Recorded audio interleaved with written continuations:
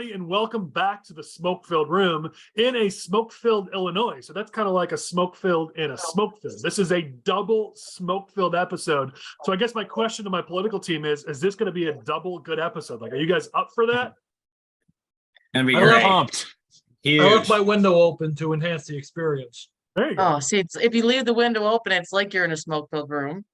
Chris is used to this amount of smoke in his lungs, so It's a double episode, a special episode. We will do still just an hour like we always do, but we're going to pack it with twice as much awesomeness. I've got my political team with me, so I'm going to go backwards, right to left this time, so I'm a little more fair. We got Matthew DeRay, we got John Gieske, we got Chris Jacobiak, we got Abby Oliver, we got Michael Butler. Of course, political team, I am Colin Corbett. Thank you, everybody, for joining us. There is a ton to go over, so we're going to jump right into it with our topics. We've been teasing this since last week because we couldn't cover it last week. Brewing, or maybe there isn't, we'll talk about it, between Pritzker and the Latinos. This is being billed as this big fight over money for undocumented immigrants. Chris, I know you've been following this closely, as have a few others, but could you give us just a little bit of background of what is this fight over? Because it is kind of over something that seems a little ridiculous to me, because I think everybody already knew what was happening. But Chris, lay the groundwork here for the discussion. So before we discuss undocumented healthcare for immigrants, we have to first discuss the already in place division between the Latino caucus and the rest of the Democratic caucus down in Springfield. They've been at odds for a while now, going back to last year's redistricting process. Now, last year's not even last year. God, we're getting so far away from it. My apologies. The 2021 redistricting process, wherein the Latinos tried to get more representation in the map-making process. They were able to secure another congressional district, and they were able to secure a Latino district on the Cook County Board of Tax Review. However, they were very upset they weren't able to secure another Latino district at the Illinois State House. So there's always been some, rocky waters between the Latino caucus and the rest of the Democratic caucus down in Springfield because of this. And this problem arises when you're dealing with the budget, and the Latino caucus and a lot of progressive groups want to put forward a larger package of health care for undocumented immigrants. Currently, undocumented immigrants over the age of 65 were covered under the state health care plan, but progressives and Latinos wanted to expand that further. That didn't happen because while in their eyes, it's a very good idea, and it's probably a good idea, a human idea to do to give people more health care, money talks, and they just can't afford it. So that did not end up getting into the state budget of expanded health care for undocumented immigrants. And now what seems to have been, it's been a month now since the budget passed. There wasn't really much uproar after the budget got passed, but here we are a month later, and now people are starting to make a big stink out of the issue, which is the interesting part about this conversation. Waiting a month as opposed to making a big deal out of it then. So yeah, Chuy Garcia and Delia Ramirez were in the news talking down about J.B. Pritzker about how he took away health care from undocumented immigrants. Brandon Johnson's floor leader, Byron Sigcho Lopez, it was another alderman, whoever his floor leader is, now it's escaping me off the top of my head, called Pritzker's actions criminal. So there's some harsh words being thrown out about this issue. So it's going to be interesting to see where it goes. And to further lay the groundwork, then I want to open it up for discussion. This program, the costs that were estimated when the program was initially put in place for seniors and people under a specific age, they had estimated a cost of X, and the cost came out astronomically higher than that. And so the program's costs have exploded. Shocker. When you offer people free healthcare, it's amazing how those costs go up. I'm so surprised. Then the Latino caucus wanted to expand it to those people who were in that group that wasn't being covered. So what was that, Chris? 42 to 65 was the group they wanted to cover. So they not only were the initial costs exploding, they also wanted to add more people to it. So the Pritzker people said, hey, listen, first of all, there's not money to add to it. Second of all, you're talking about a program that's expected now to cost $1.1 billion. And what we had been told and what we were expecting was more like 200 million. I'm rounding, but being essentially. So what Pritzker had asked the Springfield budgeteers to give the administration were the tools to be able to control those costs and bring them more in the 500 to 600 million range. And they were given that authority. So my question, I guess, as we open this up to discussion is this a real fight? Chris mentioned that there was a delay between when this all happened and when the fight actually started, which makes you scratch your head. And everyone have said, we knew this was happening. I mean, these very same people who are complaining gave Pritzker the power to do this in the first place. So is this a real fight, or is this a manufactured fight because some progressives in the Hispanic caucus were getting beef from their base and they had to make it look like they were fighting for this? I got to tell you, it doesn't look real to me. I don't know. What do you guys think? Is this a real fight between Pritzker and Hispanic progressives? Is there a real schism here? Or is this all manufactured for TV? Well, I know we've talked about a little behind the scenes with the school board. We're looking at drawing new school board districts, and I think that's another fight where you see, getting more Latino districts in there. So maybe it's just a buildup of maybe little things behind the scenes that's gone over time, and maybe this is just the straw that broke the camel's back in a lot of respects. So I don't know, but it does feel a little bit strange to me that it took a whole month for the whole thing to manifest. So it's either it's fake or there's just something that we're missing from this entire equation. So there are two possible explanations for this, in my opinion. The first explanation is that this could be used as a bargaining chip. Abby has already brought up the Chicago school board map. Maybe this is something where it's say, hey, we're mad at you about X. If you give us a little leeway on undocumented immigrants, maybe we let the African Americans have another school board district in Chicago. Maybe something like that happens. The other idea is, and this is the manufactured scenario, Latino turnout's been down for last couple of years. And this is one of those issues where if the Hispanic caucus brings it back to the community and say, this is what we were able to procure for the Hispanic community, this is something you can use to bring up turnout. We saw in 2022's primary, general election, and the 2023 municipal elections that Latino turnout was down all over the place. So they need something here. In the absence of money or a full political organizations, they need something to galvanize Latino voters going into 2024. The convention's in town. They're going to need something like this to drive up turnout. Yeah, I mean, listen, their political capital has never been this low. I mean, it's we've talked about it in previous SFRs that the Hispanic or Latino sort of demographic within Illinois politics is the weakest that it's been in a long time. Some by design, some by their own mistakes, and maybe you're right. Maybe this is a way to build up that capital. I think there are people gleefully looking at this on the right, thinking maybe this is a fracture between Pritzker and progressives, or Pritzker and his Latino base. Listen, we need that, and I think that there are openings for conservatives, for Republicans to reach Hispanics, to reach Latinos with our message. We've talked about that on previous SFRs, that's how we win in the future. So, there is some potential here as a positive sign for Republicans, but it only is if it's real. And this just smells to me like it's not really real. But again, it's just my opinion. And I know Republicans want to focus on this issue, and that's, I think, where our challenge lies is, we don't win by further hyper focusing on immigration as an issue. That's not something that's going to play well with Hispanic communities. But Butler, I know you've got an update from your region about on the immigration issue. You want to share that? Yeah, so Annie Fry, who's a local radio personality from the Metro East. So they've tried to get to run for office a few times, right? Yeah, absolutely. Well, she was in Katie Stewart's district, but they purposely drew her out so she couldn't run. But her leader, Republican House Leader Tony McCombie, and a delegation of 3 sheriffs went down to the border, did a tour, met with Ives, talked to them about some of the issues that we're facing here in Illinois as a result of what's going on there. Had a really good discussion. And I think that was probably it was a productive visit, it seems like, and hopefully they'll be able to bring some ideas back here to address some of those issues, whether it's through legislation or other means.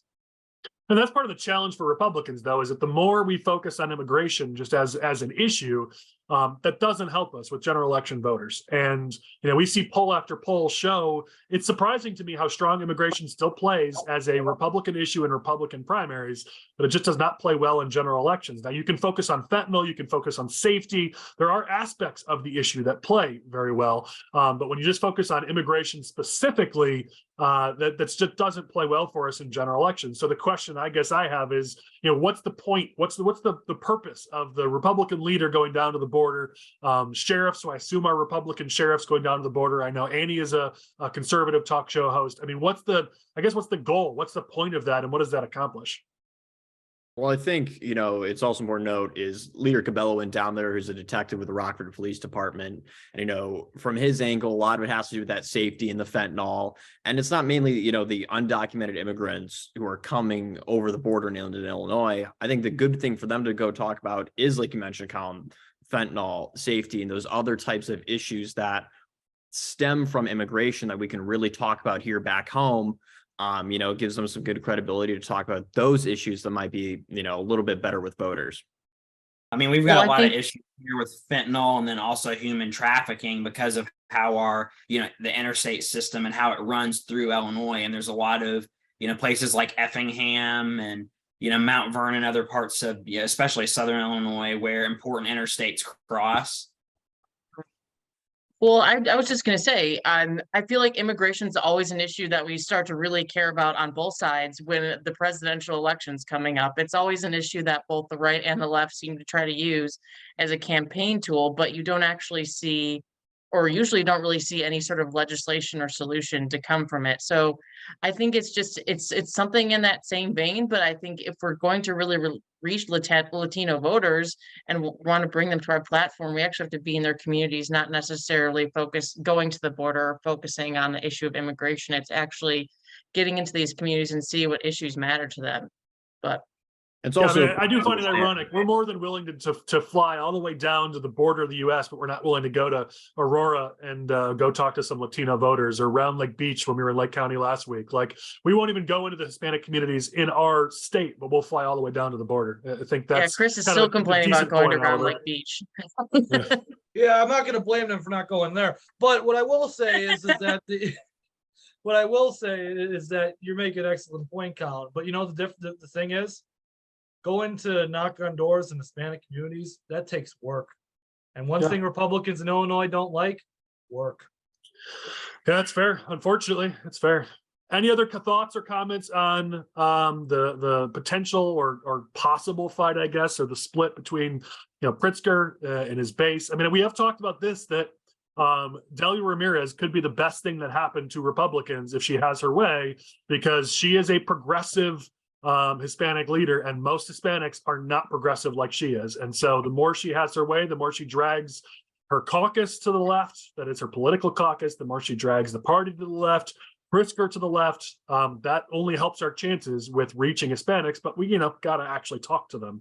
So I think that it won't do us any good if we don't actually put in the work. But any final thoughts on this topic? I would just say, like, even if the fight between Pritzker and some of these members is like illegitimate or staged or, fake or whatever you want to call it, like, it still, I think, presents an opportunity for us to make inroads with Hispanic voters. Yeah, the opportunity's been there for years. It's been there since George W. Bush, and we haven't taken it. So 20 years, maybe at some point we finally get the message. All right, let's go to the next topic. We got a lot of juicy topics. There's no way we get through all this week. But I want to talk about voter integrity, and we want to talk about Will County. So Chris is up on the docket. We talk about this a lot, about how Republican efforts on voter integrity can be a good thing, but also can be a double-edged sword. In this last election, the more Trump railed on the election process and talked about how we can't trust our elections, it just made conservatives stay home, which hurt us in elections. So there are absolutely things we need to do to make sure that our elections are secure, but how you do it in politics is often way more important than what you do. And we've got a story from Will County about some, I guess you'd call it, election integrity efforts that, of course, not surprisingly, backfired, because we predicted that. Chris, give us some details here. So I believe we might have talked about this briefly before in another SFR, or maybe it was before the SFR era. But Gretchen Fritz is the 2020, or was the 2022 Republican candidate for Will County Clerk. She lost by 5.5, almost 6 points. And after the election, she took it upon herself with her attorney, former Attorney General candidate David Shostokis, that she was going to sue Will County and Lauren Staley Ferry, the incumbent clerk who beat her, on the grounds of election fraud. And the basis for this fraud was twofold. Number one, there is an algorithm which determines the result of every single election. And therefore, we need to have a completely new election because without the algorithm. And how you prove this algorithm is that Lauren Staley Ferry got more votes than JB Pritzker. Now, you might call this ticket splitting, people voting blue down ballot for a better candidate. I don't know what you might call it. But the Honorable Judge Anderson of Will County called it frivolous. And this case was thrown out of court a few months ago. And now they were back in court this week. And Gretchen Fritz and her attorney, David Shostokis, have now been fined $35,000 for this frivolous lawsuit. Doesn't matter who pays it, just one of you, please sign at the bottom line. Thank you very much. They're going to go to the appellate court with this. That's what Shostokis said this week in the media interviews. So they're going full speed ahead to the appellate court. I wouldn't be surprised if this gets to the Supreme Court at this rate. But just one of those things, of all the races that we were going to contest, it was the one where we lost by 6 as opposed to the one where we lost by 0.7. So just well, it's full disclosure, we've done a lot of work in Will County, and we ran a candidate there who came very close to winning. And these groups really put pressure on that candidate to join this lawsuit, and it didn't make sense. If there was facts, if they had details and they had proof, I think many people would have joined in. But what you're saying now is that it was just their proof was that they lost. And I think we're in an era of politics right now where we saw Trump do it. We've seen others where I lost, so I'm just going to make a bunch of excuses instead of accepting reality. And when you take it to the courts, unfortunately, in court, you actually need this thing called facts and proof if you're going to take something to court. Yeah, and the thing here is the argumentation is silly for a lot of reasons. Argumentation. See, double good. We're making up words. We're going all out this week. But let's assume for a moment that this is true, that there is an algorithm which predetermines the result of every single election in the Democrats' favor. What's the point of voting? What's the point of doing anything? What's the point of waking up in the morning as a Republican? Why not just move to, I don't know, the Bahamas or Florida, which is the Republican paradise now for some reason? Why would we continue doing anything in this state if this was the result? Can you guys picture Chris's skin in the Bahamas? Like, I feel like he would fully melt within about a day and a half. Hey, I tan pretty well, Colin. I think I'm the darkest person on this call right now. Oh, wow. Other than you with your green tint. There's so many ways I just can't. I mean, you're just speaking to, a lot of issues that we may have is how white this group may be. But listen, I think there's work to be done to make sure that people can vote and that only those people who are registered can vote. I get it. But really what ends up happening here is it's sour grapes from elections. It's people who just want to complain that they lost. There is an algorithm that determines whether or not you win or lose. It's called running a good candidate and running a good campaign. That's the freaking algorithm. That's it. Yeah, so I think if the Republican Party wants to get better on this issue, what I've always told people is like, hey, do a good job being a precinct committeeman, and you'll know exactly who votes and who they voted for. And you'll never have to worry about fraud ever again. Of course, we don't do that. Again, What did I say earlier? Precinct workers that actually work their precincts, election judges that actually do the job of election judges, Republican organizations that chase votes and know exactly where their votes may be and where they aren't. I mean, listen, these are all issues that can be solved by us just doing our jobs, but it's so much easier to go to court and blame somebody else for our problems. And also, Kellen, hear me out. Ready? I'm going to give a bold idea for the group. What if we nominated better candidates? Not the Carrie Lakes of the world who are we talking about candidate quality here? Arizona left and right, and I don't know, maybe just candidates that voters want to vote for, and we'd actually win some of these seats. But that's just a bold idea. Yeah, get out of here. Burn him at the stake. He's a witch. Knew it. All right, let's go to the next topic. Seems like we've covered this one. So Oliver, we're going to go over to you. Okay. We recorded early enough last week that this didn't make the cut, but there is a completely unnecessary and public feud between the DuPage County Sheriff and radio talk show host Dan Proft.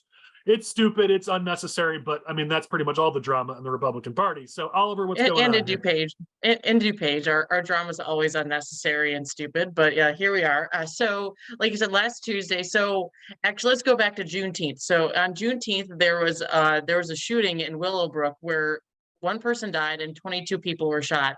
The investigation has been incredibly challenging. It's been a lot of public pressure on the state attorney's office and the sheriff's office.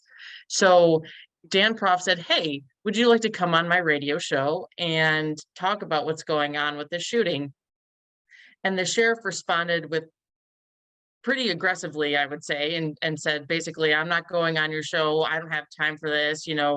How dare you question an active Oliver, investigation? what we can do is we'll bring it up on screen and post so everyone can see what we're talking about. But keep going. It'll be easier just to see what's going on screen. But needless to say, both parties got very heated in that conversation. And then Dan Proft decided to release that information on Twitter. It's become quite the controversy. Some people don't actually believe that that's a real conversation that happened between the sheriff and Dan Proft is just out to get the sheriff. And so it's become this very bizarre feud that I don't think and everyone's on a different side of it, strangely enough, but it's that's the amazing thing is depending on who you like. If you like the sheriff, you're angry at Proft. If you like Proft, you're angry at the sheriff. I gotta say, I'm sick and tired of my party putting me in a position where I have to defend people that I don't want to defend. And when you read that transcript, when you read the text exchange between the two, assuming it isn't doctored, which I haven't seen compelling evidence that it is doctored, Mendrick just went off on Proft for no dang reason. Like I understand that there are many reasons why people might want to go off on Proft for things, but this was not, I mean, Proft simply invited him to be on his radio show. That's what Proft should do. That's his job as a radio host. And Mendrick could have simply said, hey, because of the investigation, we can't, but thanks so much. Have a good day.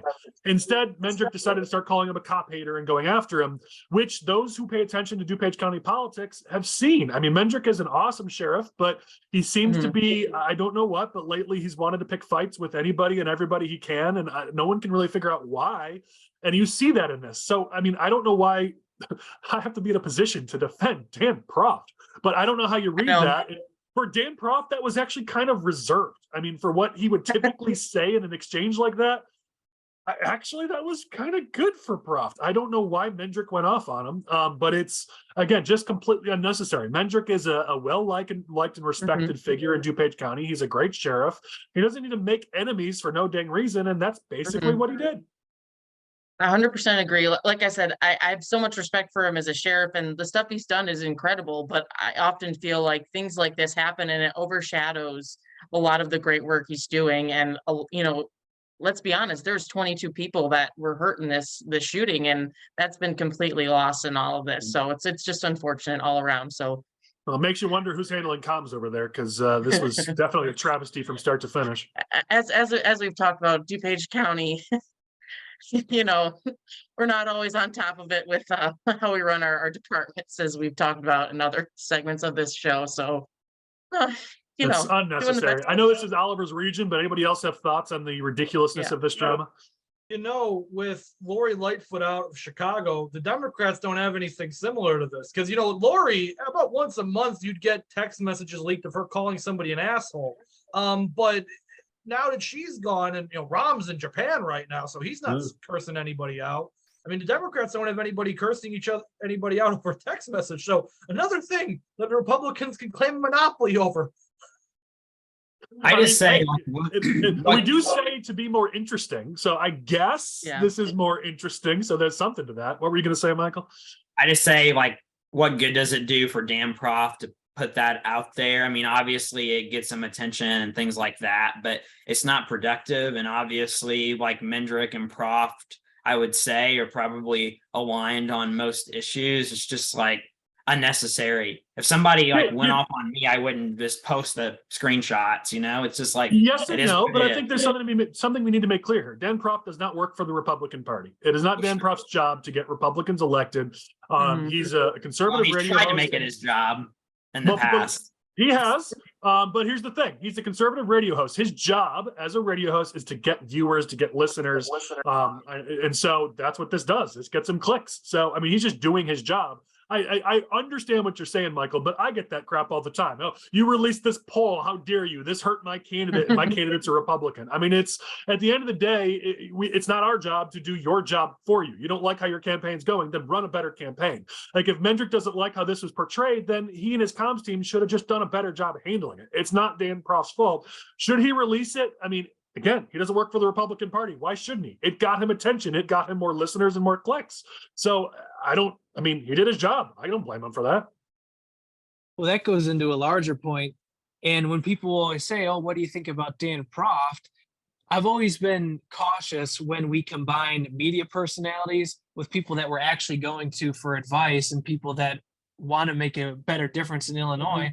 Because on one hand, he needs to get clicks and views, but on the other hand, he genuinely cares about Illinois. How can you do both at the same time? If you have actual good advice and your job is to get people elected and to help people, then sometimes that'll come at the cost of getting views or vice versa.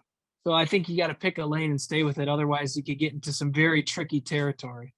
Yeah, listen, the other side of Michael's point about should Proft be involved with running campaigns, there's a valid discussion to be had there, and he always is. So I'm sure we'll have that conversation in this next cycle because I'm sure he'll be involved in some races. So we'll have that conversation in a future SFR. And Michael, that's a very valid discussion to be had. So I don't have an issue with Dan releasing this because he is a radio talk show host.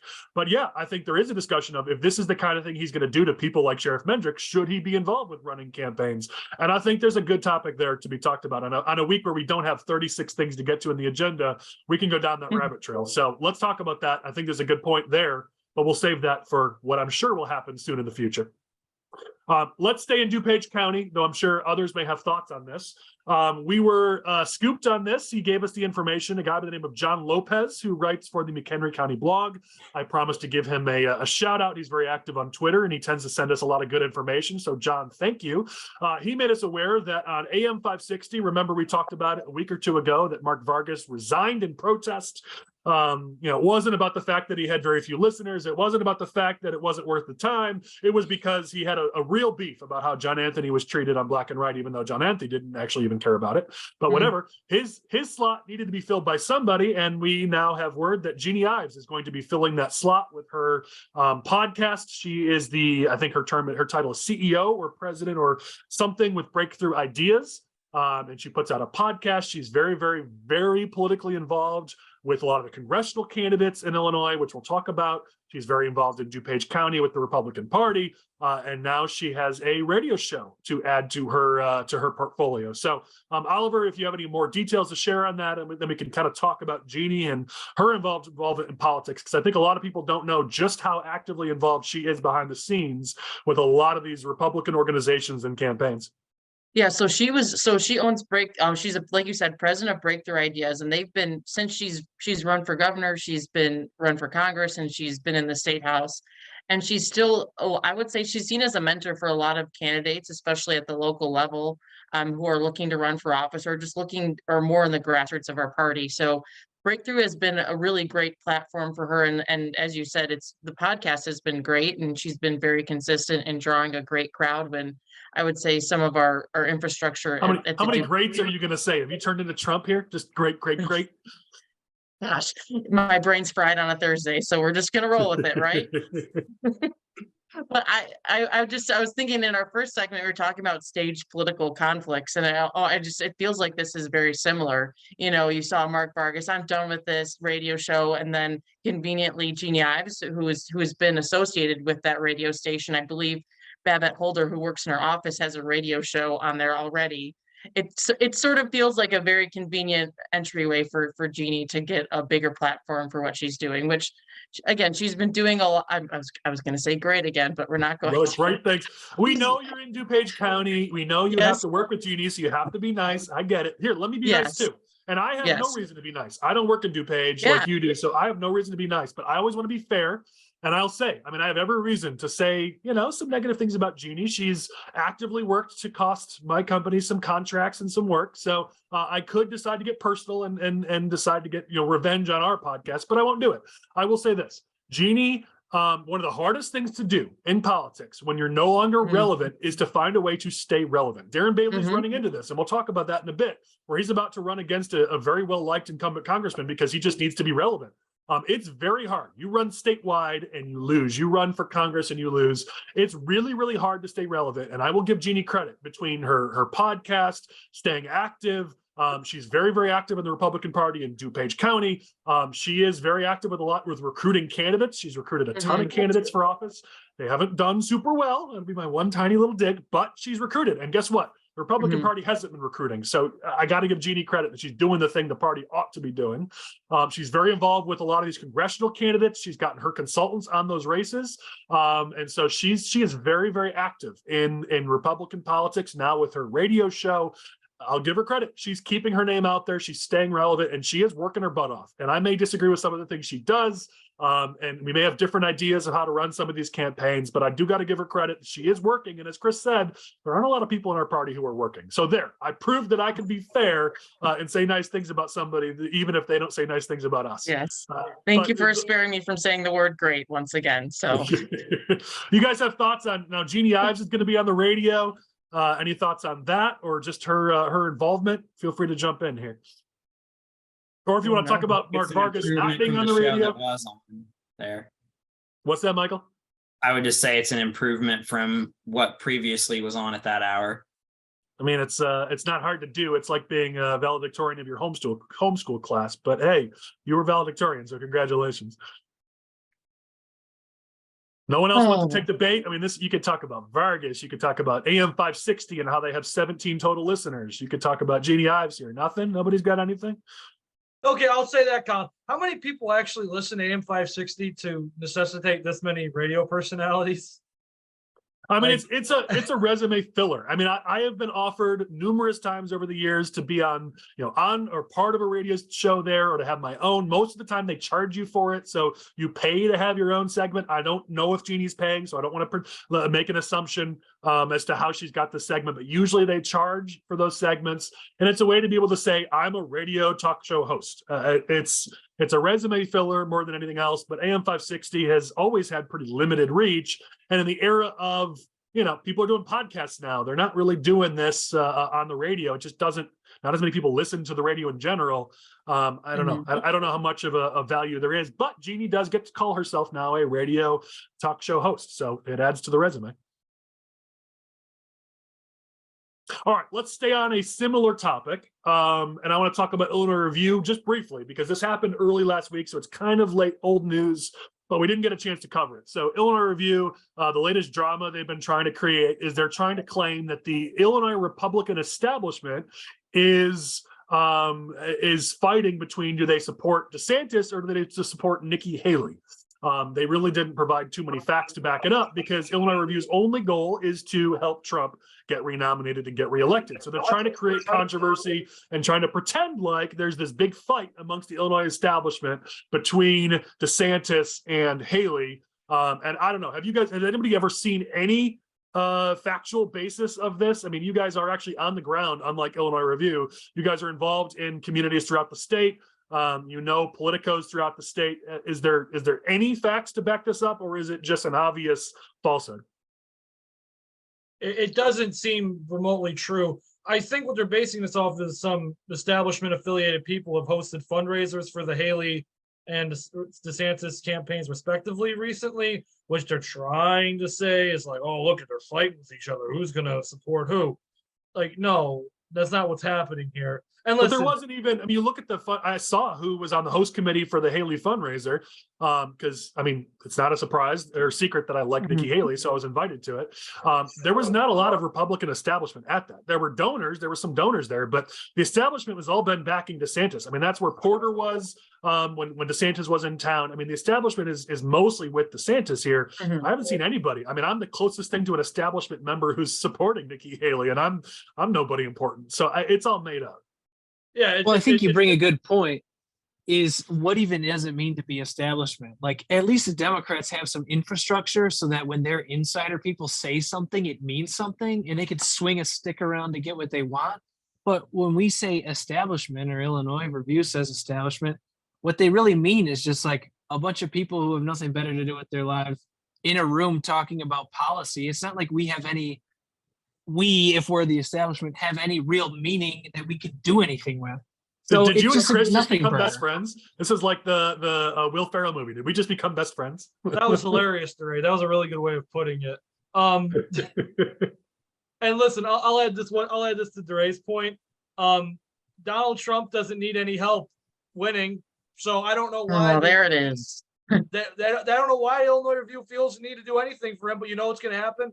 They're gonna release all these articles and say, President Trump, we helped you get elected. We delivered the state of Illinois for you. Yeah. Meanwhile, Trump has just won 48 other states. So Yeah. Well, listen, I just say this. Where else can you get Illinois political news and quotes from Step Brothers? I mean, this is a mishmash of pop culture references, and this is a double episode right here. And I feel like we're filling the billing. This is excellent. Getting DeRay and Chris to agree on a political point, like True. I don't think people realize how special that is. You That is lost really me. special. Chris, you lost me when you said Trump wins 48 states. That's where I completely lost all confidence in what you were saying. At least in the primary, he will. Oh gosh, okay. Might Well, you lose know, 48 I in the don't think general. So he's the 48. We'll just call him 48 instead of what's his number as 45. president? 45. 45 45. and 47. No. Oh, Well, God. he's 45. So let's say Wow. he wins 45 states in the primary and he loses 45 states in the general. I mean, he basically is Mr. 45. I mean, I feel like Jackie Robinson would have something to say about that, but hey. So I'll add Oh. here that DeRay's point isn't necessarily controversial. I think everybody here agrees that the Illinois state establishment is, useless. I mean, we call ourselves the smoke-filled room. I would refer to the Illinois state Republican infrastructure as the jamoke-filled room because, they're not getting anything accomplished over there. So I think we can all agree with that. Yeah, and by the way, my Jackie Robertson number, I was off by 3. It was 42, not 45. I was on a roll. I thought I had a good reference there, but I missed it by 3. But either way, the idea that Trump could win as many Republican primary states as he loses in the general, there might actually be something to that. He's not losing 45 states in the general election, Colin. I don't care how much All right, you next like topic. Nikki Haley. Next and this, topic. like, Let's go. okay, we can all just say that Trump's going to lose the general election. Okay, fine. You can believe that. You think he's going to lose 45 states? You're out At to least lunch. Chris is And you finally What do you admitting mean that believe Trump that? will It win. just happened. At It's least already Chris is happened. admitting that Trump's going to lose the general election. So I'll take that as progress Flip as it. we go to the next thing. Oh, by the way, I see what is it, a bottle of wine behind you, John? I feel like John's going to pop that thing open before too long. No, it's an empty bottle of wine that has Lincoln's face on it. I'll pop the bottle of Whistle Pig rye open if this conversation on Keeps the going. election keeps on going. Yeah, I'm gonna start drinking the whole bottle. All right, let's stick with DeRay because there's news in Lake County. One thing we didn't get too much of a time to speak about last week, though we did talk about a lot of Lake County topics. If you missed that, don't go back one episode. You don't want to miss that episode. It was awesome. But Matt, the former state senator Terry Link, Democrat from the county of Lake, is set for sentencing on October 6th. I'm going to give a couple details here and maybe talk about how Republicans there are going to highlight the fact that Terry Link was the godfather of Lake County Democratic politics for like 2-3 decades. And maybe there should be some more attention paid to this fact. Yeah, so Terry Link, he was a state senator for a long time, representing the 30th district, which is like everything from Waukegan down to like Lincolnshire, that whole area. And he said he was guilty for filing false income tax returns, something like around $70,000 that he messed up on accident. And also he was using campaign funds for personal uses like gambling. But when they called him on it, they gave him a little bit of leeway and they said, hey, we'll give you a lighter sentencing if you wear a wire. And he did, and he turned in a few of his buddies. So if he does go to prison, we'll see how that treats him. But his sentencing is now going to be in October, and we'll see if he gets a little slap on the wrist or if he gets the full brute force of the law. But this is the thing, Matt, that drives me crazy. Because he did what he did, the focus has been on how Terry Link is part of bringing down some of these other corrupt people. But let's take a breath. Like Terry Link used campaign finances for gambling. He gave it to friends. I mean, some of the things that he did, he filed false income tax returns. I mean, these are things that should be getting attention. And yet because the focus is on the sexier stories, Link is kind of getting a pass in the public and in the media. And this was not just a backbencher. He was the leader of the Democratic Party in Lake County for decades. If this was a Republican, they would be skewering him for months in the lead up to the sentencing. And yet here he is. And it's barely a mention in the media. It's barely a mention publicly. So I guess my question is, like, is the Republican Party, if they're gonna make some noise about this? I know you're involved up there in Lake County. He's the leader. Before Melinda Bush and Lauren Beth Gash and a few others took over, it was Terry Link for a very long time. This is a story, and yet it's just no one's talking about it. Well, Republicans in general need to do a better job of figuring out what's behind the curtain. And the thing is it's not just Terry Link, it's so many of these representatives, and we choose to go after our opponents, which is the Democrats, on issues that we lose. But it's like, if we just look a little bit deeper, we can find instances of fraud, and we can see all this stuff that's completely unethical. Like my state representative, I won't even give her the honor of saying her name.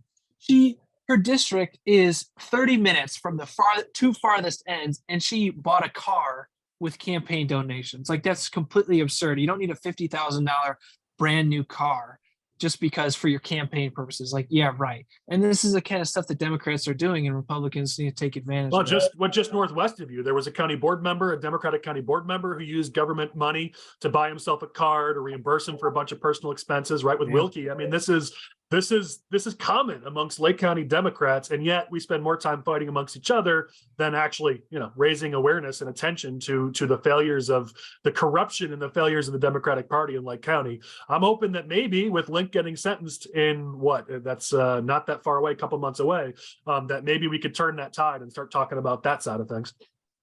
Especially because Republicans in Lake County are vulnerable. I mean, let's be honest. What's not being talked about yet, but the media will have a field day with it, is that former state representative Nick Sauer, his case is going to at some point here finally stop being pushed back and actually go to trial. And that's not going to be a good look for Republicans or for Lake County Republicans specifically. So, I mean, we got to capitalize on our opportunities, because we're going to be in the media for that trial on the wrong side very, very soon. So if we don't use this opportunity, then the voters are just going to see in the media all the attacks on Republicans, because it won't be Nick Sauer, former state representative. It will be Republican Nick Sauer did this. That's how it will be presented by the media. So if we don't put the focus on the Democrats and their problems, then we're just missing a huge opportunity. I think we should just put out another mailer about Mike Madigan. I think that sounds a great way to capitalize on this opportunity. You're about to get hired by our competitors, because clearly you are smarter than all the rest of them. That was just what I was hoping for, Maybe you'll get hired in the Doug Burgum campaign, which, if we have time, we'll talk about.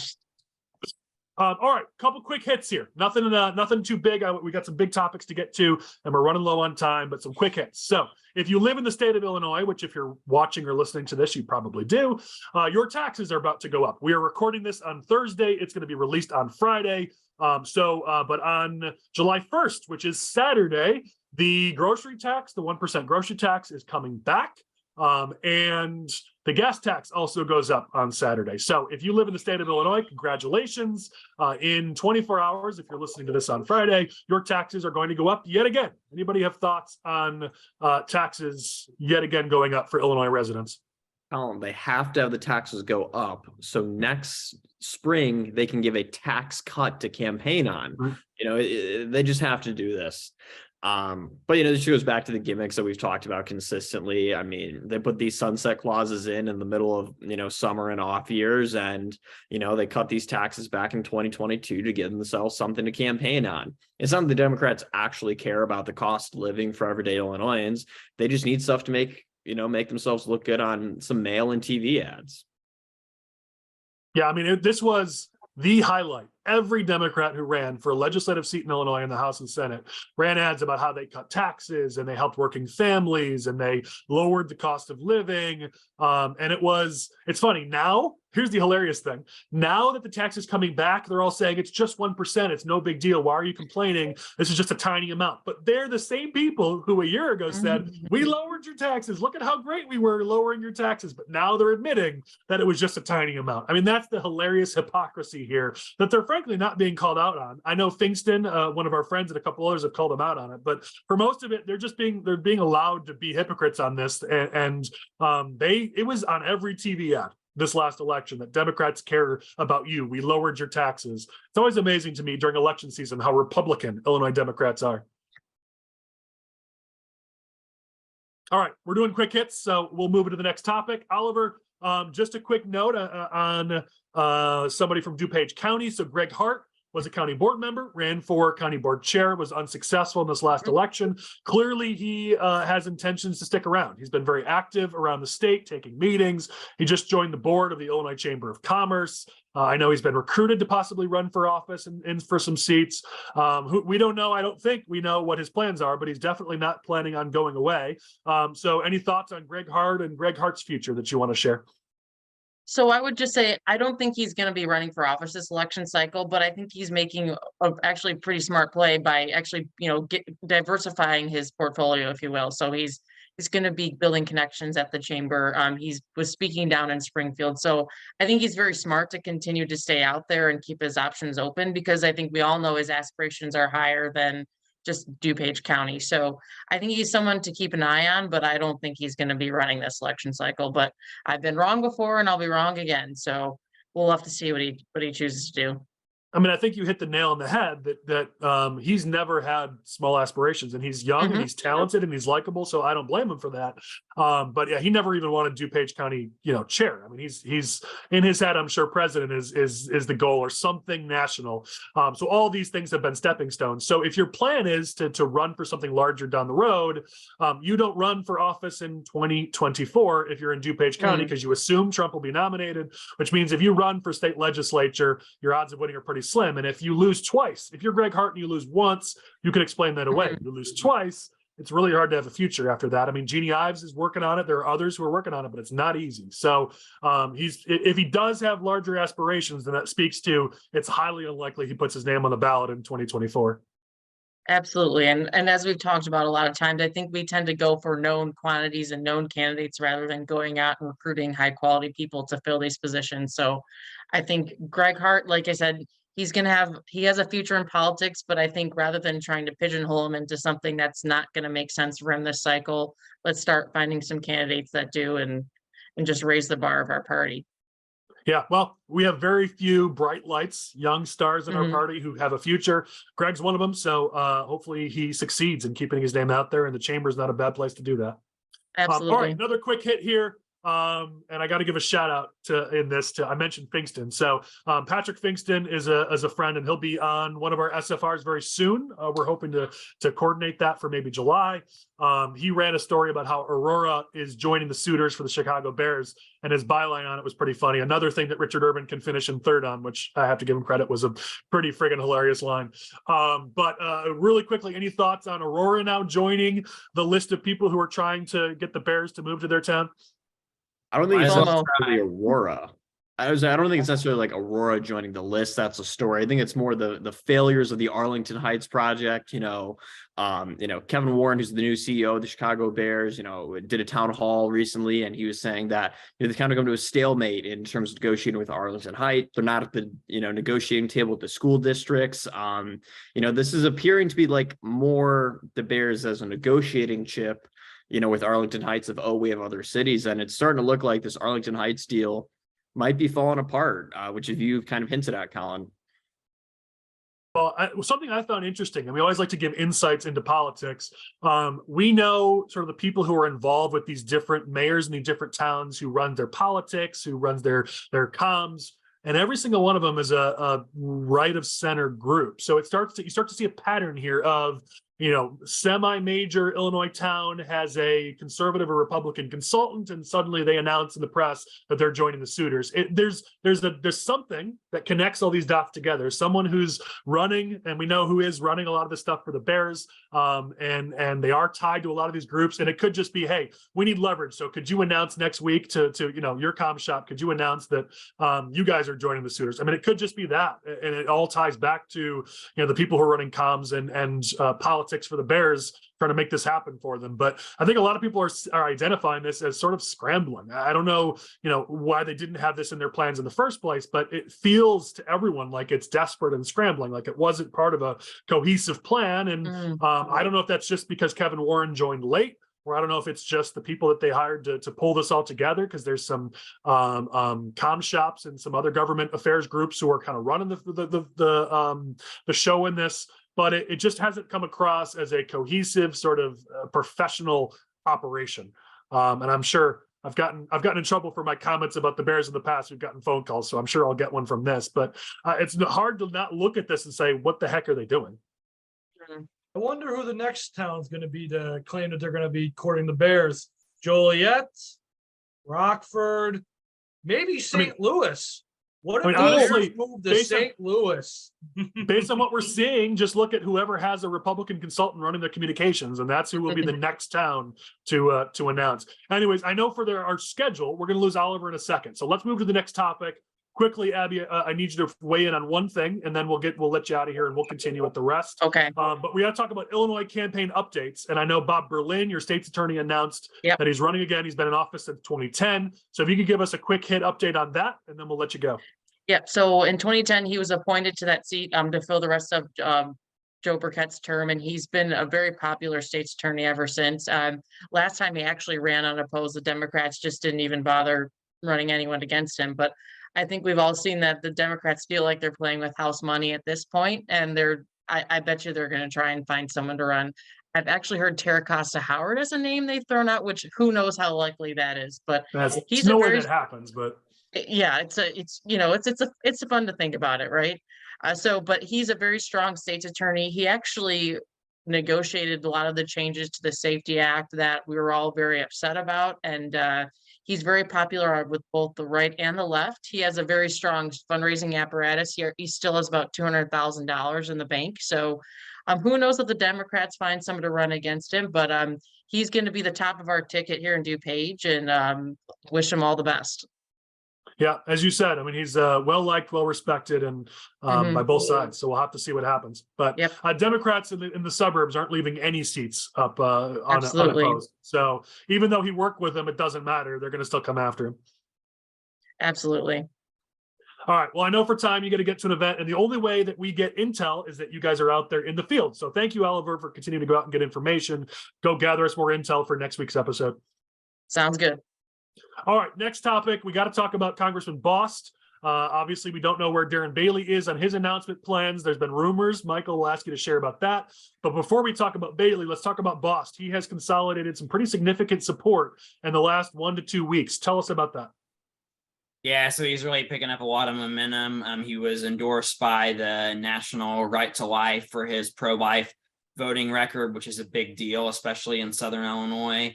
And he is also being supported by Americans for Prosperity and Concerned Veterans for America. Concerned Veterans for America is actually hosting a town hall with Congressman Bost here in the district next week. So those are kind of some of the new developments that kind of show the direction that this thing is going. Yeah, I mean, if you're Team Bost, these are wins. I mean, National Right to Life, that's a coup. And AFP doesn't necessarily have a ton of grassroots power in the state of Illinois, but they have a large apparatus in DC. They have staff here in Illinois. If they support you, they go out and knock on doors. They're also an end to groups like Club for Growth and others that do have a lot of money backing them. So these are pretty good wins for Bost before he even has an opponent. And AFP is known to do, mail in favor of candidates and digital ads and things like that. So it is a big deal. It's definitely somebody that you want to have in your corner. That's for sure. Yeah. And don't get me wrong. I don't mean to knock on AFP. Phillips is a friend of mine and I love the organization. We've worked with them. So it wasn't meant to be a knock. It's simply, these will start to add up. And there's value with each of them, and you start to get to some of these big national groups in DC who are, if they align, the conservative groups align with Bost.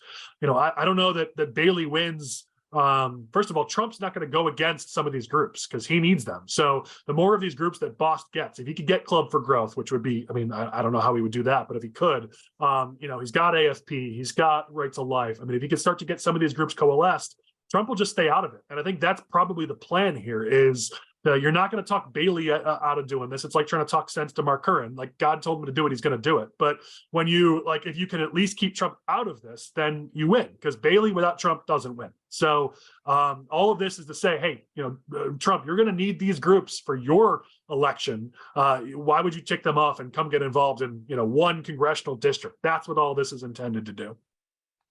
It's kind of a breath of fresh air to see that these big political groups can, when it hits the fan, they put aside and can see through the BS and get behind the tried and true candidates that are doing good government. And I know a lot of people down there are kind of they can't see through the illusion that Bailey just wants something for his own good. But these national players, they can see through it. And I think that's good because we get caught up in the disunity. But let's look at the bright side. Now we're all unified per Bost. We'll see how long that unity lasts. I mean, once Bailey announces, which at this point, Michael, seems like a foregone conclusion. I mean, let's talk about Bailey for a second.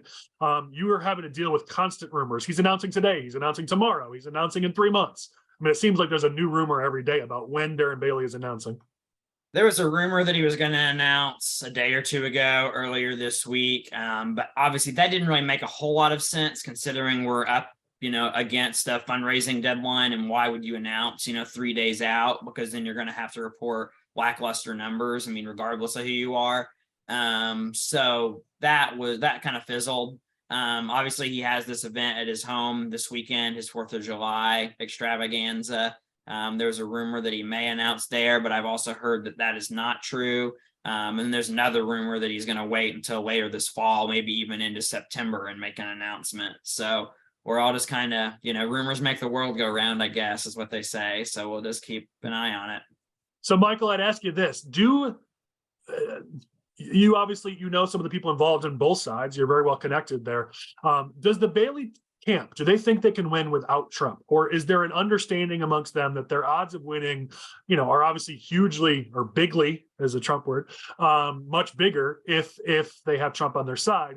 Because the reason why I ask you that is, if Trump hasn't made it clear he's going to back them, maybe that's why they're still waiting. I mean, if they had Trump's endorsement, they'd roll it out tomorrow, they'd announce tomorrow. So to me, it seems like part of the delay here is they probably are. You've got some smart people over there in Team Bailey, despite, others like to attack them, but there's some pretty smart people over there.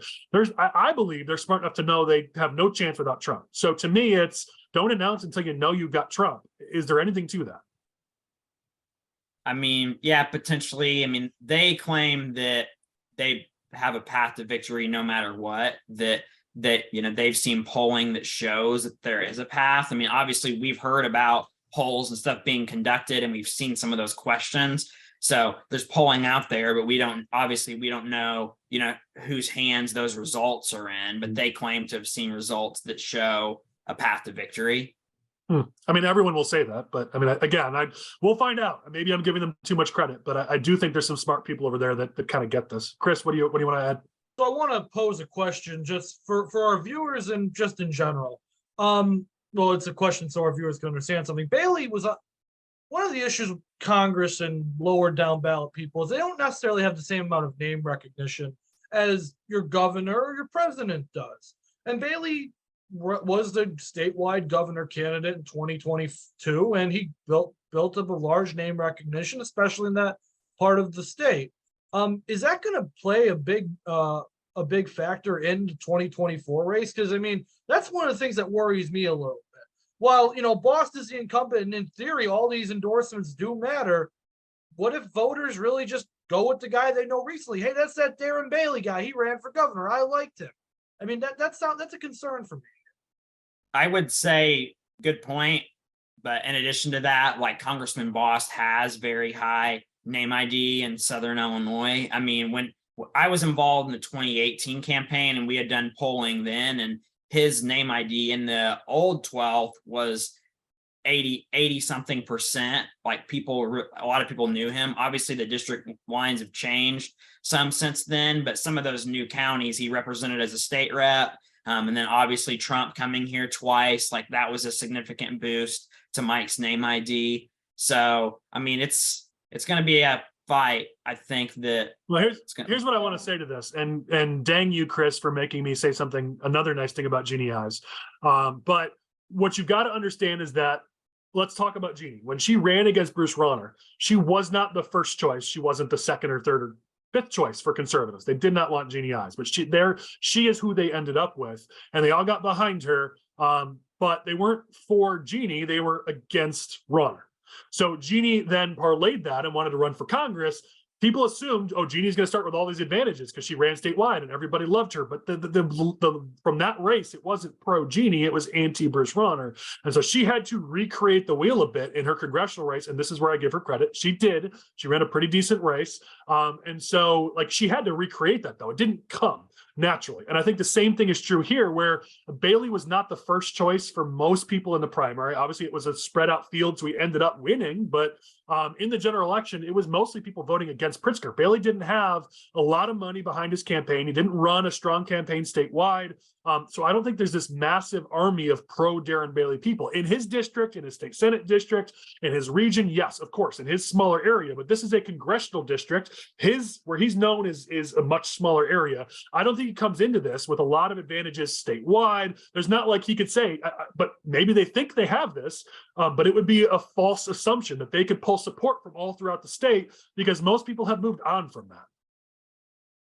The only thing I'll say on this is that I understand the point, but again, this is going to be a Republican primary. That was Darren's strongest area. Those were areas that Darren would have won, I think, regardless of the way the Republican primary field kind of shaped out. And that's why I'm concerned. That's why one concern I would have if I was Team Bost, that the Republican primary voters already liked Darren in that area. So you're gonna, I mean, again, right, but that was the choice they made. This is the thing people forget. It was not, hey, I'm Darren Bailey no matter what, forever and ever and ever, no matter what race he runs for. It was, I have a choice between Darren Bailey and a bunch of people I either don't know or don't like. So of course I'm going to choose Darren Bailey. This is what people miss in politics. And I don't mean you, Chris, because you're smart with this stuff, but this isn't like a bunch of people who will always vote for Darren Bailey, like Trump. I will always vote for Trump forever, some people say. That's not what Bailey has outside of a smaller region. And I think there's this assumption from a lot of people in politics that because he won that primary and did so well in that primary, that's just going to carry over. But now it's not a primary against a bunch of no names. It's a primary against somebody they already know and they already like. I agree. You know more than we do. What do you think?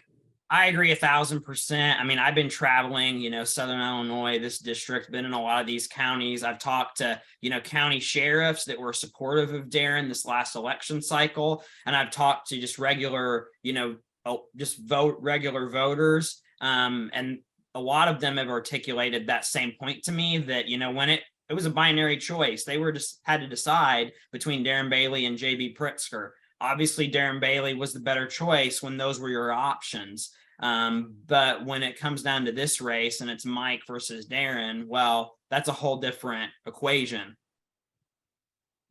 Well, we're going to find out, right? We're going to see. But it's a valid point, Chris, and it's certainly something to keep an eye on. We've been talking about, the finality of it's obvious that Bost is the better candidate and it's obvious that Bost is going to win. There are plenty of factors as to why Darren will make this a race. And that's why we do keep saying it will be a race. Part of our job is to predict the future. And so we're predicting how we think that race will end up, but it does not mean that it's going to be a runaway race, that it's not going to be a fight, and that Darren has no chance. I mean, if Bost and his team suddenly flip the switch and start running a bad campaign, that opens the door. I mean, this is not a foregone conclusion. It'll be a race, but we're assuming and predicting that things will continue as they are, which means Bost is in a really good position to hold it. All right, let's go on to some more even quicker hits here. We've only got a few minutes left, but a couple quick things to announce here. So Lisa Holder-White, she's announced that she's going to be running for a full term on the state Supreme Court. She was appointed. Now she needs to run. She's always said she would run, so this is not a surprise, but she's the first Black woman to serve on the court. There's a bit of history there. Anyone have thoughts on that, or is that just an announcement for our audience to keep them informed? I think it's going to be really interesting to see. I think it's going to be really interesting to see who the Democrats put up against her. It's a sneaky competitive district. It includes, the Quad Cities, Rockford, Bloomington, Peoria.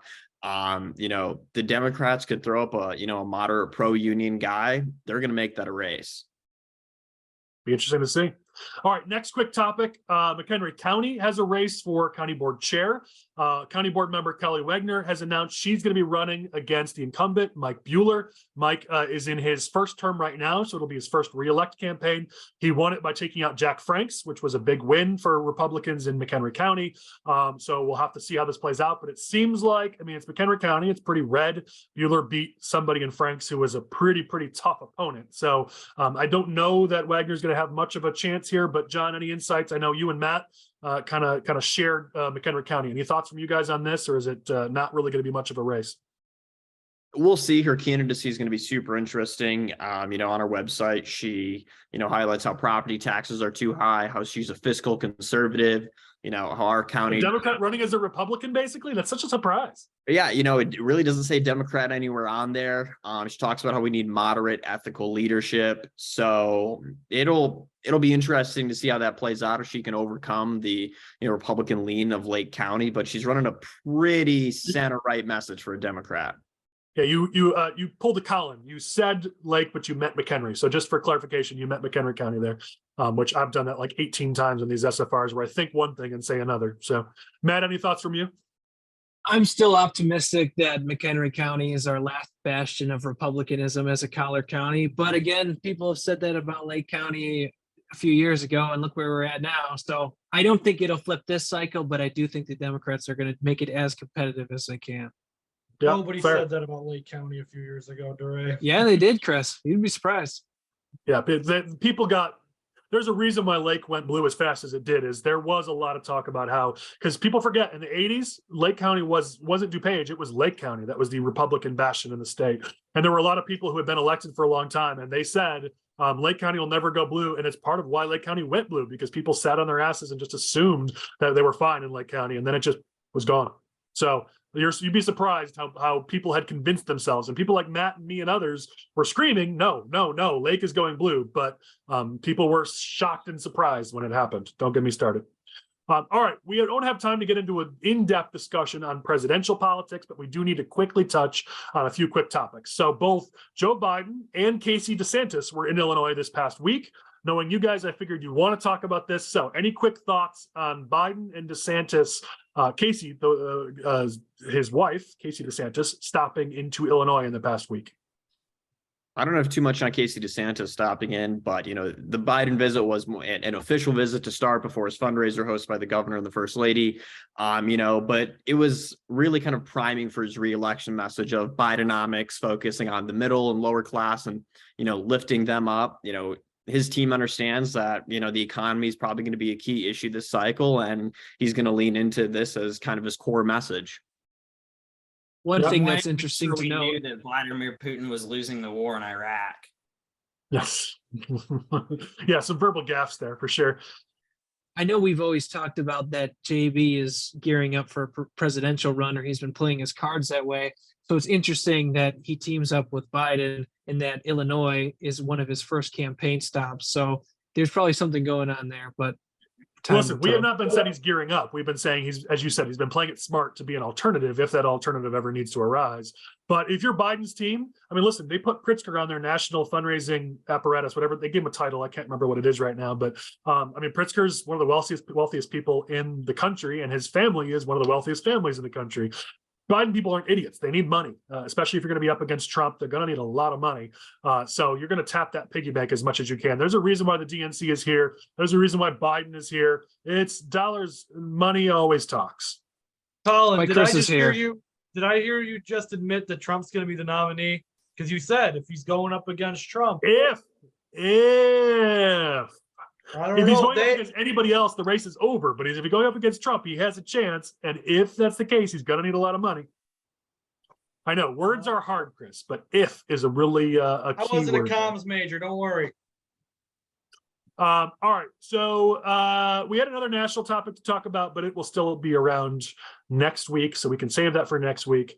Would you look at the time, Chris? There's not enough time to go to you to talk about Chicago. I am so sorry. The week I'm out, in a few weeks, you're going to have way more than enough time to talk about Chicago, and I'm not going to be here. So one of these weeks, Colin, we might need to go into the studio here, just me, where I'm going to go off for like a half hour talking about everything going wrong in Chicago right now. You're saying we will finally get a break from you one of these weeks? We got to talk about Lake County. Oh, it's so blue now, guys. Oh, we can't talk about Chicago. I think that's a good idea. We should have like a Chris Jacobiak episode where it's just like Chicago and why it's a dumpster fire. And then Lane just forgets to upload it. The camera's not even on. It's just me going on. The lens cap's on, yeah. Or it's like that Friends episode where they're taking photos where like they just put the finger over the edge of it, like click. I'll give you 30 seconds, Chris, because there is something fun and it's timely. NASCAR's in town. They got some people. I'm curious what you guys think. Some people are thinking it's awful. People think it's fun and cool. I'm seeing the ads for it. Honestly, I'm not a NASCAR guy, but it is kind of cool. I understand there's problems with it, but sometimes you got to get creative, and it's a fun, creative idea. I don't know, Chris. You can start. What do you think? You asked about the one topic I know very little about, Colin. Well, there you go. Listen, I know a little bit. I think it's a dumb idea.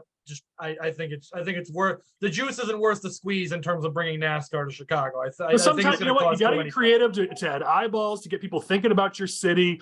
I mean, a lot of people have played those video games where you get to drive on the streets. It's a big thing now in a lot of these racing games where you get to drive on the streets of some of these major cities. It's kind of cool. I don't know. It's got the potential to be a disaster. But if it isn't, I think it's a great thing for the city. But I also don't have to live in the city and deal with the traffic. Every spectator along the racetrack is going to get robbed during the race. So, Well, yeah, I mean, there's also that. What was the meme that was going around this week where it was like shells in Florida and it was actually like seashells, and then shells in Chicago and it was bullet shells. So yeah, I mean, we got a reputation, that's for sure. If there's any group of people that I would not want to rob, though, it would definitely be NASCAR fans. I feel like one would they assume. are worse. But how many NASCAR fans are driving to the city of Chicago? I mean, let's be honest. How many of them, if this was held at like the Joliet Speedway or something, then maybe you get more of those NASCAR fans. But are they really going to come drive into the city to watch this? I don't know that that's the case. So you're probably not getting your typical NASCAR fans to attend this. Like I said, I don't think the juice is worth the squeeze on this. Fair. Well, we'll see. We're going to find out. I mean, I just wonder, a car takes a turn too fast, skids off, and hits a high rise. What the heck happens when that goes on? But what is it? Again, as long as it's Brandon Johnson's office, I'm fine with that. Whoa, we get to the end and DeRay finally gets controversial. I mean, come on. We had the Trump impersonation last week. It's this we're gonna. I know. I hope no one's in it. I hope no one's in it. Seriously. Oh yeah. All right. Yeah. In Minecraft. Yeah. Well, hold no one else here responsible for the personal opinions of Matthew DeRay. I'll give you his home address later if you've got a problem with Matt. You know what? And it's not just Chris who's missing out on a chance. I've got topics on here that have been on here for 2 months of rants I want to go on. So maybe Chris and I just need to do a rant episode and just go back and forth with our topics. But that is the end of our session this week. Thank you, everybody, for joining us. This has been a great journey we've been on since we've started recording this. We've gotten a ton of great feedback. Please continue to send in things you're seeing, things you're hearing. We will, if you want it, we will give you a shout out. If you don't want it, we won't. But it's a great opportunity for us to keep people on the right of center in Illinois in the know of what's happening in politics. We've got 4th of July coming up between now and our next episode. So please go out and celebrate. Please, what do they say? Celebrate responsibly. And when I mean celebrate responsibly, I mean go light some stuff on fire, because politicians don't trust you with firecrackers. And come on, they're firecrackers. It's America. 49 states out of 50 states will let you light a firecracker, but this one state doesn't trust you to light something on fire and not blow your hand off. So just go celebrate responsibly. Who cares what the politicians say? And we will catch you next week. On behalf of Matt and Michael and Chris and John and Abby, who had to leave early, thanks to our producer, Lane Davis, I'm Colin Corbett. Once again, thank you for watching. Thank you for listening. We'll catch you next week.